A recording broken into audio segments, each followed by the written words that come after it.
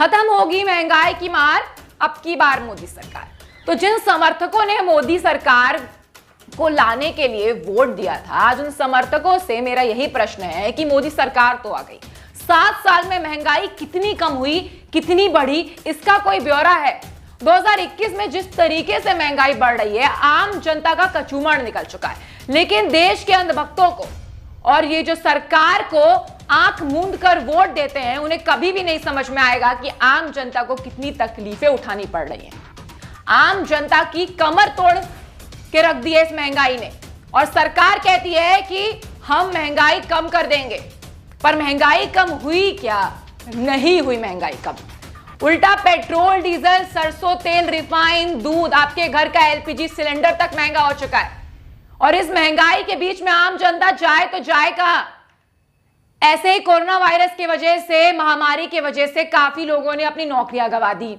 इस देश में बेरोजगारी एक सबसे अहम मुद्दा था, अब महंगाई भी हो चुका है। जनता किस किस मुद्दों पर सरकार से लड़ती रहेगी? कब महंगाई कम होगी? कब इस देश में बेरोजगारी कम होगी? ये कुछ ऐसे सवाल हैं जिसका उत्तर कभी नहीं मिलेगा मोदी सरकार के कार्यकाल में। अब आइए आपको बता देते हैं क्या है पूरा मामला। एलपीजी गैस सिलेंडर 25 रुपए महंगा हो गया है। अब इसे लेकर विपक्ष पार्टी की प्रवक्ता यानी कि कांग्रेस की प्रवक्ता अलका लांबा बोल रही हैं, मोदी जी आप गरीबों को सीधा जहर ही दे दीजिए, इससे अच्छा और कुछ नहीं होगा। जिस तरीके से इस देश में महंगाई बढ़ रही है, आम आदमी को तो जहर खा लेना चाहिए, क्योंकि आपने तो वादा किया था कि आप करेंगे महंगाई कम, लेकिन ऐसा कुछ हुआ नहीं। तो अब आम जनता के पास न सिलेंडर खरीदने के लिए उतने पैसे हैं, न पेट्रोल के लिए पैसे हैं, तो आम जनता को क्या जहर खा लेना चाहिए? आप जहर ही दे दीजिए सीधा जनता को, ये कह रही है अलका लांबा। पहले से ही कमर तोड़ महंगाई से कर्रा रही आम जनता, जुलाई के महीने के पहले दिन ही केंद्र सरकार ने उन्हें एक और जबरदस्त झटका दे दिया है। बिना सब्सिडी वाले एलपीजी सिलेंडर की कीमतों में 25 रुपए की भारी मूल्य वृद्धि कर दी गई है, और डीजल की कीमतों में लगातार हो रही वृद्धि से आम आदमी का पहले से ही कचूमड़ निकला हुआ है। पेट्रोल और डीजल के दामों में जिस तरीके से बढ़ोतरी हो रही थी, हमने पहले भी बताया था कि सरकार इंसान को, इस देश की जनता को लूटने का काम कर रही है, और इसे लेकर बिहार में केस भी फाइल हो गया है पेट्रोलियम मंत्री जी पर। अब जनता यही करती रहेगी, जब तक केस फाइल नहीं होगा इस देश में, तब तक किसी को इंसाफ नहीं मिलेगा। और उसके बाद दूध की कीमतों में 2 रुपए प्रति लीटर की बढ़ोतरी हुई, और अब ये एलपीजी सिलेंडर की कीमतों में वृद्धि। आए दिन कोई ना कोई वस्तु को उठाकर महंगाई बढ़ा दी जाती है, उसके दाम बढ़ा दिए जाते हैं, और ये सिर्फ मुमकिन है मोदी सरकार में। अब 1 जुलाई से बिना सब्सिडी वाले घरेलू सिलेंडरों के लिए आपको 25 रुपए ज्यादा देने होंगे, आपको 25 रुपए ज्यादा चुकाने पड़ेंगे एलपीजी सिलेंडर के लिए। इस तरीके से महंगाई बढ़ गई है इस देश में। वहीं व्यावसायिक एलपीजी सिलेंडर की कीमत में भी 75 रुपए का इजाफा किया गया है।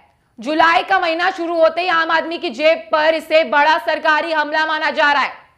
सरकार का मन इतने से ही नहीं भरा है, देश के सबसे बड़े बैंक भारतीय स्टेट बैंक ने आज से पैसा निकालने पर चार्ज बढ़ा दिया है। यानी कि अगर आप भारतीय स्टेट बैंक से पैसा निकालते हैं तो आपका चार्ज जो है वो ज्यादा लगेगा। अब कोई भी ग्राहक 1 महीने में 4 बार ही अपने पैसे बैंक से निकाल पाएगा। 4 बार से ज्यादा ब्रांच से पैसे की निकासी करने पर 15 रुपए का अतिरिक्त सर्विस चार्ज देना होगा। यह नियम बैंक के साथ एटीएम में भी पैसे निकालने पर लागू होगा। भारतीय स्टेट बैंक के यूजर्स जितने भी हैं, खाता धारक, वो सुन लें कि अगर आप 4 बार से ज्यादा पैसा निकालते हैं 1 महीने में तो आप 15 रुपए का भुगतान देंगे, सर्विस चार्ज जिसे कहा जा रहा है।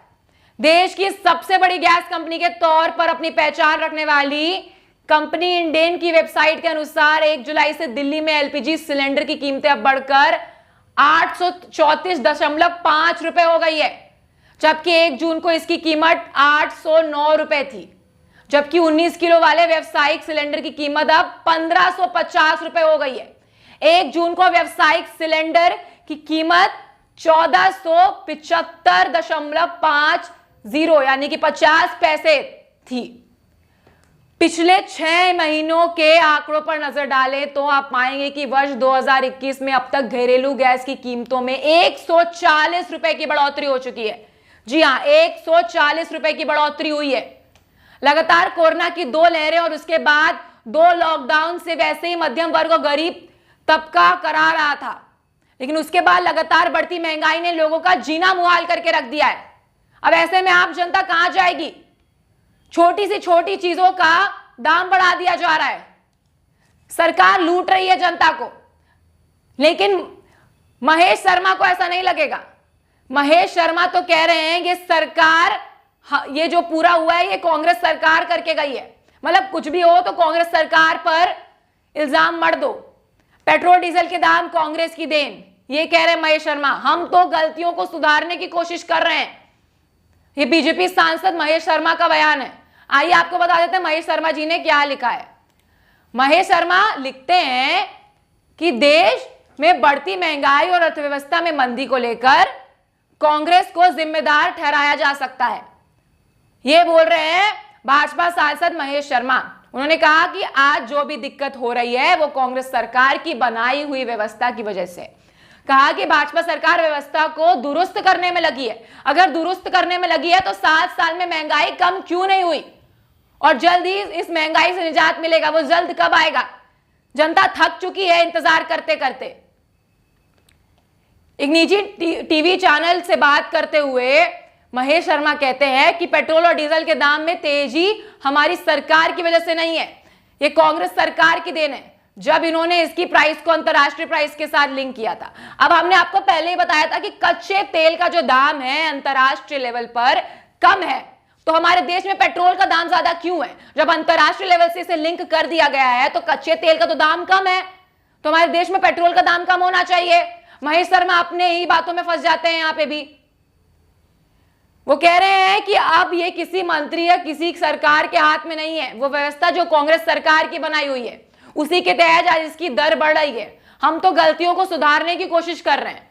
मैं समझता हूं कि इस पर भी हमारी सरकार कदम उठा रही है कि क्या पेट्रोल और डीजल को भी जीएसटी के अंदर लाया जाए। अब पेट्रोल और डीजल को भी जीएसटी के अंदर लाने की बात की जा रही है इस सरकार में। यह विषय अभी सरकार के संज्ञान में है। जब भी प्रदेश की सरकारें इस पर कहेंगी इसका निकारण होगा। ये कह रहे हैं महेश शर्मा।